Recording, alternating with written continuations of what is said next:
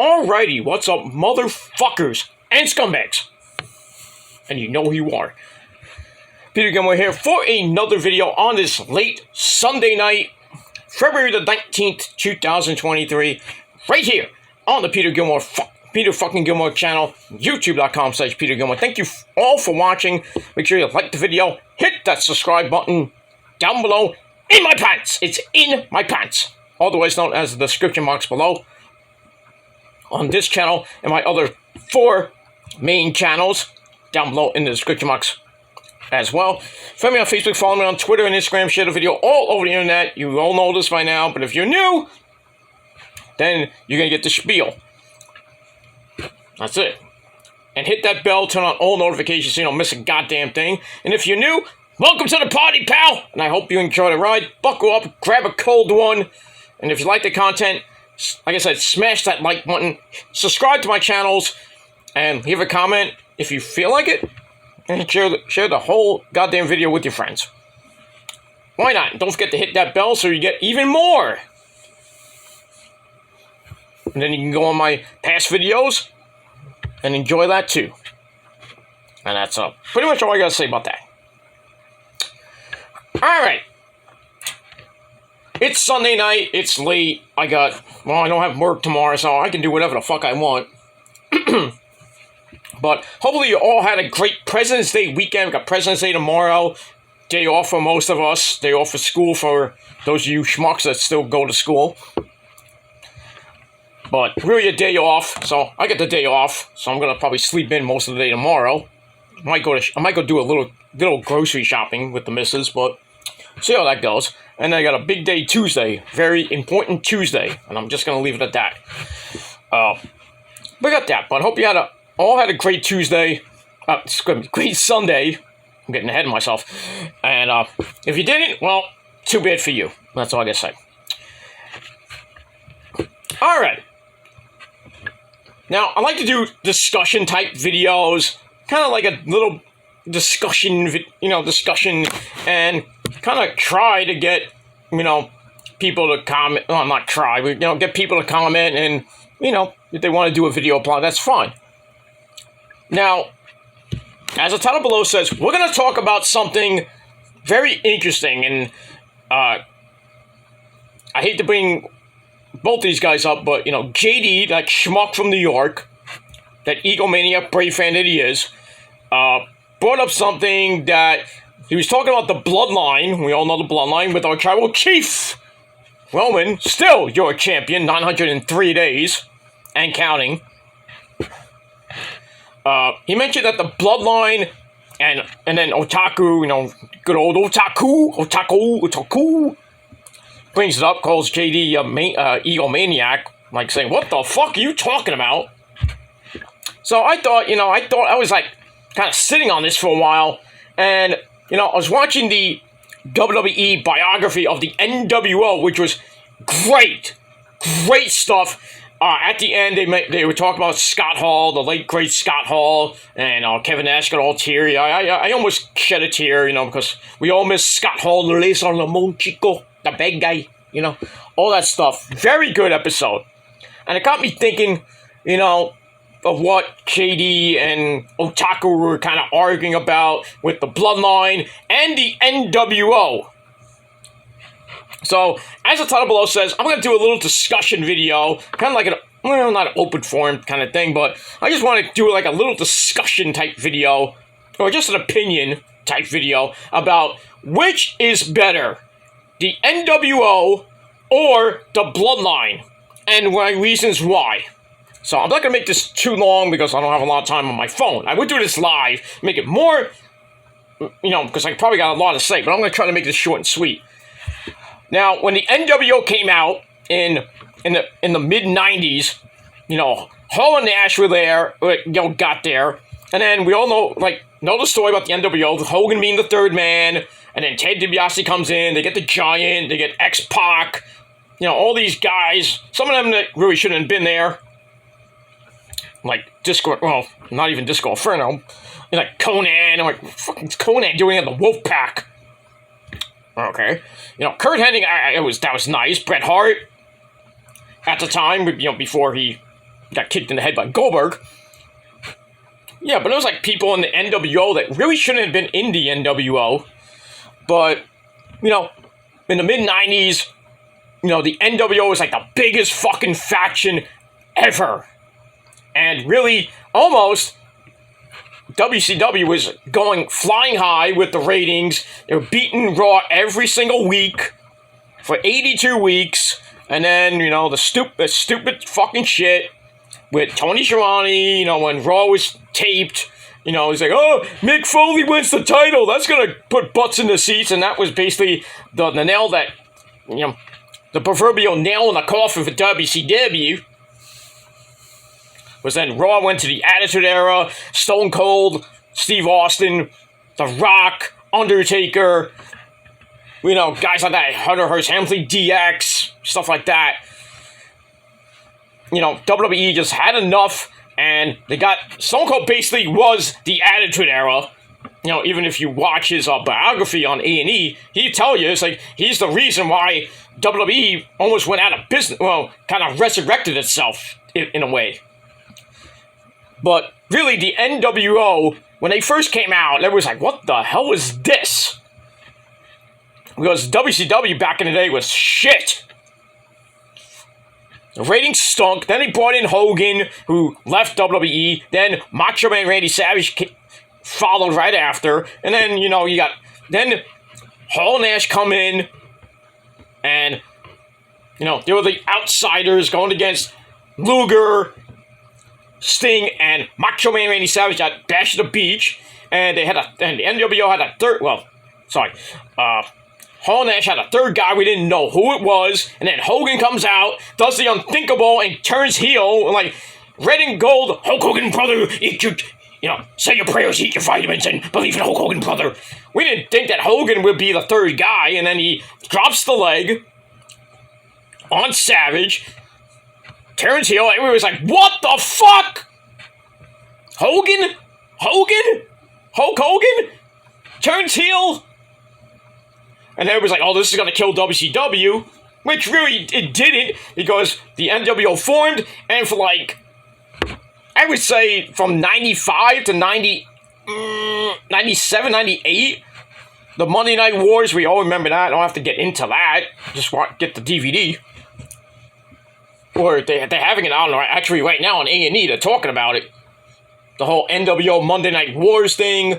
Hogan's on it. You know, it's just great. I'm actually taping it. I'll watch it later. But yeah, I mean, they were the greatest thing in wrestling in the 90s. Not, you know, minus the Monday Night Wars shit. So, but, you know, it was great, and then it kind of started to dissolve in 98 when they kind of broke up the NWO, which I think was a bad idea. You had the black and white with Hogan's black and white NWO, then you had Nash with the Wolfpack, and then really, I think the most talked about thing in wrestling, the finger poke of doom, when both factions reunited and making it, you know, NWO black and red, or whatever you want to call it. I really think you know, right after that, the NWO was starting to fade away. You know, then they just did stupid things, and really the NWO was like getting ridiculous.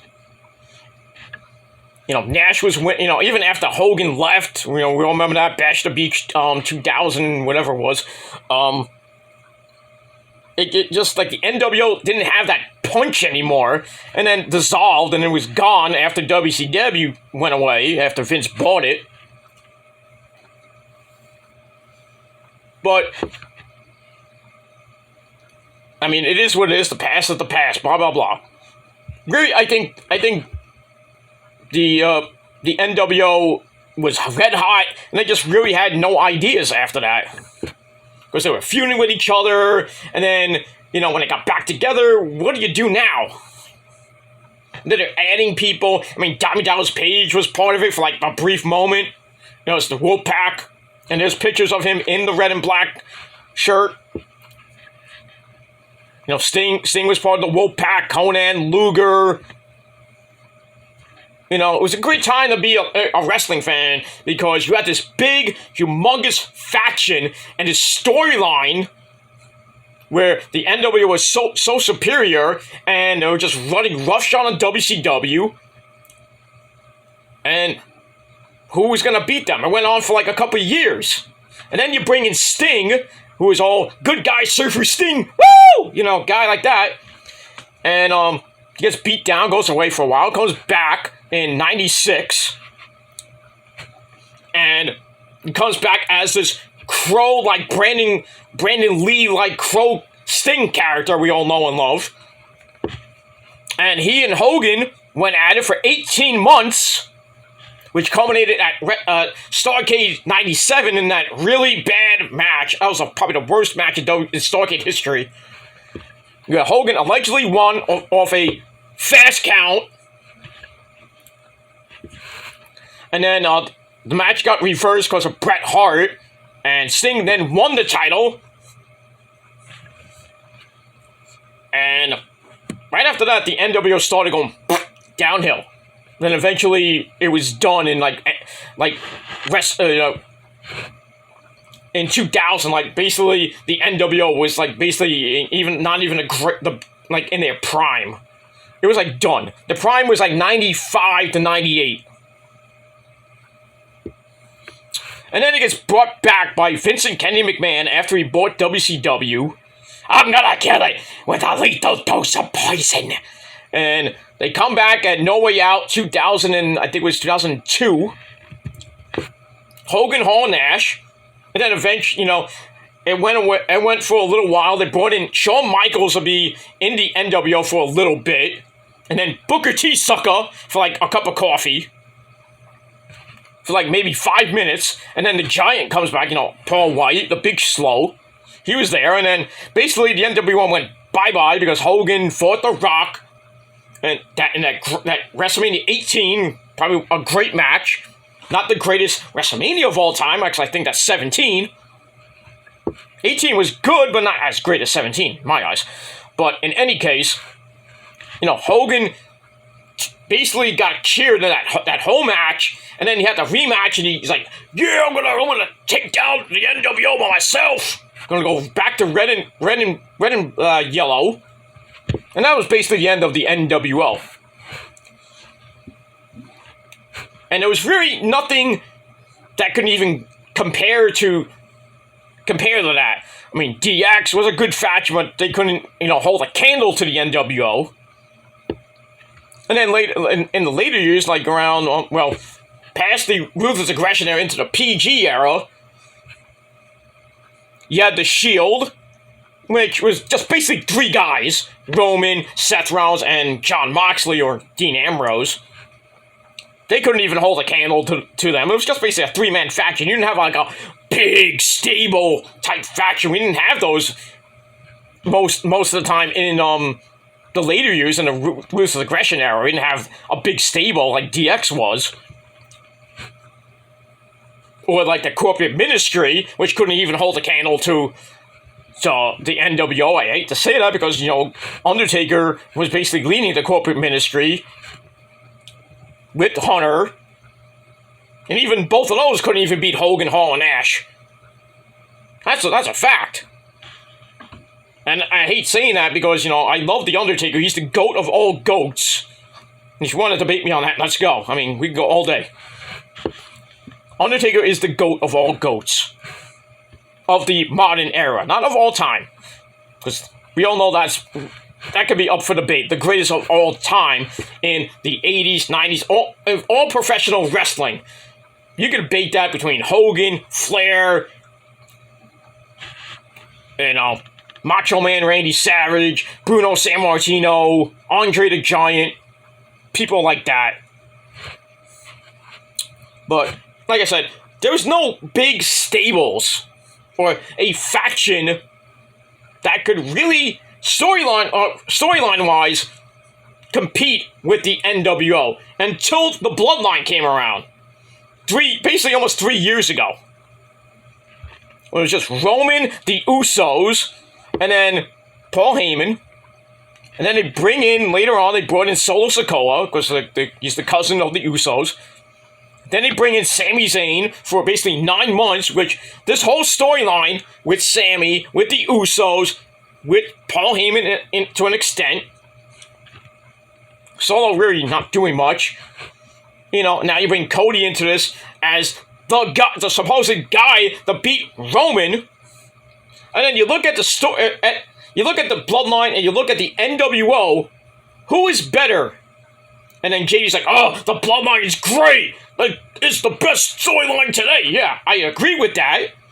But do you compare that to the NWO and say they're better? I beg to differ with that, JD.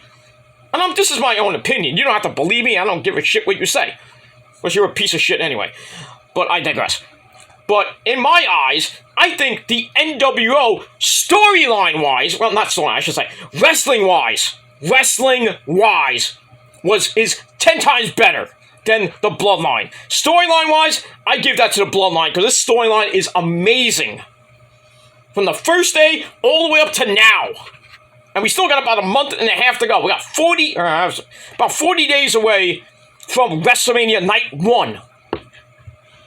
Man, we know that Roman's going to face Cody at Night 2. Well, probably be Cody, because I don't think they're going to go the triple threat route yet. Because what happened at the end of the Elimination Chamber with Kevin Owens coming out a little bit too late to help Sami, takes out Roman and takes out Paul Heyman, blah, blah, blah. So we'll have to see what happens on Monday night, where Jey Uso fits in this. Because basically Sami, you know, he sacrificed himself for Roman because Roman was about to get speared by Sami again. And Jey just took the spear. And then Roman just beat the fuck out of him with a chair. And then pinned him. He's still a champ. But this is the greatest storyline in modern wrestling.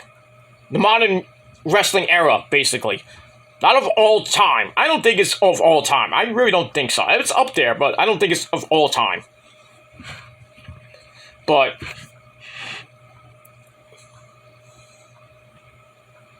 I mean, it is what it is.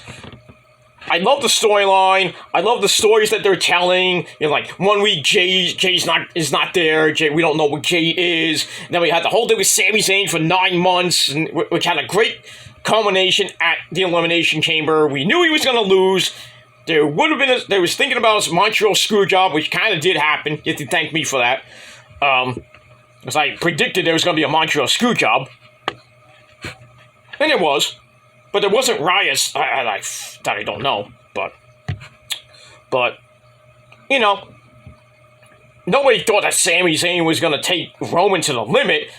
But does he deserve a WrestleMania rematch? Possibly, but I don't think he's going to get one. And WWE, I don't think, wants to go that route. They want to go with the original plan. I mean, it is what it is. But if they really want to do the triple threat route, then, I mean, there's rumors saying that Cody and Sami are going to both pin Roman to kind of be co-champions, and one's going to get the... Cody's going to get the WWE belt, and Sami's going to get the Universal title, which I don't think is the worst idea ever. I mean, if you want to split up the belts, then just, like, split up the belts, then. But it's, you know, it is what it is. But comparing the Bloodline to the NWO and say the Bloodline is better, I think it's pretty much 50-50. I mean, you know, even if the Bloodline was, if there was a Bloodline storyline in the Attitude Era, I think it could really go head-to-head with the NWO. I think the NWO would have won that because basically there were like 6,000 people in the NWO. And some of them, like I said, should not have been there. Like what's his name? Crush, you know, Bryan Adams and everything. Why was he there? Scott Norton, you know, I can understand because he's a big, tough guy and everything. But, like, Conan, like, why Conan? That that was like mind-boggling. Conan. And then, Virgil was there in both versions. So I was like, because basically he was kind of like friends with Hogan. I need a job. Hogan, can you help me out? Okay. Okay, we just named you Vincent. You just be the jobber. Come out the NWO jobber music. Stuff like that. But, in any case, I mean, if the NWO ever came back, there was a different version of the NWO. Not saying Hall, the original core, because they're all old farts now. There's only 3 left, which is Hogan, Nash, and X-Pac, the main core. They wouldn't hold a candle and if Hogan was still wrestling and he was, not injured, not broken down and shit like that. They wouldn't hold a candle to the Bloodline right now, wrestling-wise. And storyline-wise. But, I have my own opinion about, the Bloodline and the NWO, which is better. I mean, JD has his own opinion. I'm not going to knock him for it. I think it's a ridiculous statement by him saying that the Bloodline is better than the NWO. But that's just me. So don't take it out on me, JD, because I know you are. You take everything seriously. What is he talking about? People have opinions like people have assholes, and they stink. But it is what it is. But in my opinion, I think, and I'm going to probably wrap it up here, because I have other things to do. I think, this is in my opinion, I think the NWO, wrestling-wise, better than the Bloodline. Better. Because Hall and Nash, in their prime, could beat the Usos. Easily. And I think Hogan and Nash could definitely beat Roman. If this happened like 30 years ago. But, But, right now, if you ask me now, which is, storyline-wise, which is better, is better, the NWO storyline or the Bloodline storyline, I say Bloodline, right to your face, say Bloodline. This is great. 3 years. Almost 3 years, I should say. It's about 2.5 years now. Roman hasn't been pinned in 3 years. He's still champ, 900, getting close to 903 days. Actually, it is 903. It's almost 904. And he's going to probably hit, with 40 right now, 40 days away from night 2.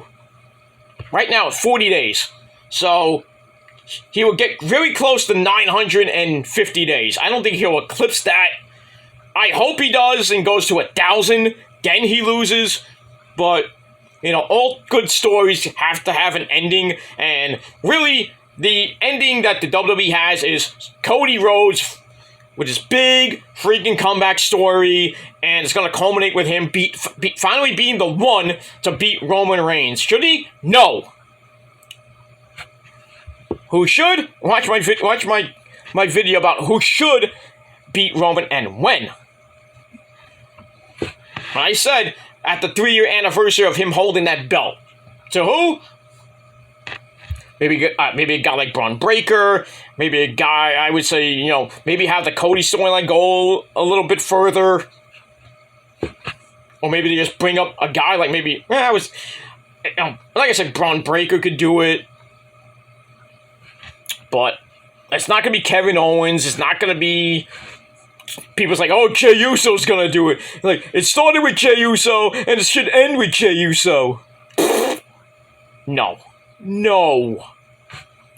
That would be the stupidest fucking ending ever. Like, Jey Uso turns on the Tribal Chief and beats him for the fucking belt. No. The Usos are going to lose to Kevin Owens, and...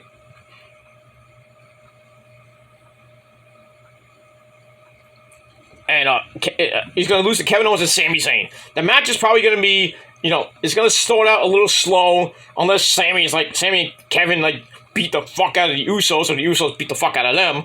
And then they start the match. They announce the match on probably night 1 or night 2. I'd probably do it on night 2. But, I mean, it is what it is. But the whole Bloodline storyline is, I probably would tell you, is probably going to end on at WrestleMania in about a month from now. I'd love for it to go a little bit further, but, you know, what do you really do? Roman's basically beat everybody except Cody. You know, it's like Goldberg when he won the title and he went 100 and what did he go 180, 175 I think and and then Kevin Nash beat him even though that was a shit finish.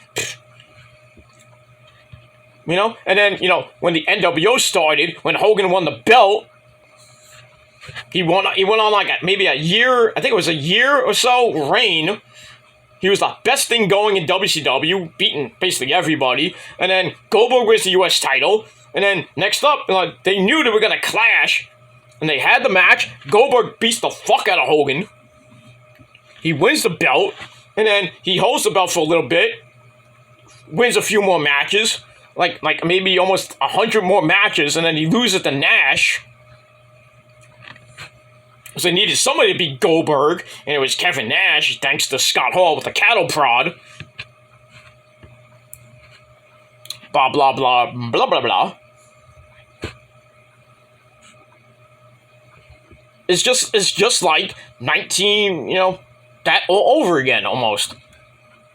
Who beats Roman? Cody? Most likely. But should it? In my opinion, no. It'll be a good match. Really, I think Roman should just, pin him, or maybe Cody wins by disqualification or count out.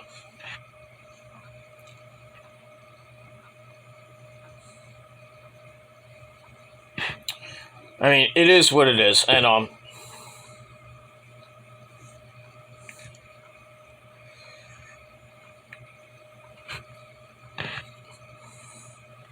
it is what it is, and that's that. I don't know what to say about that, but I think, and I'm going to end it here, the NWO is better than the Bloodline.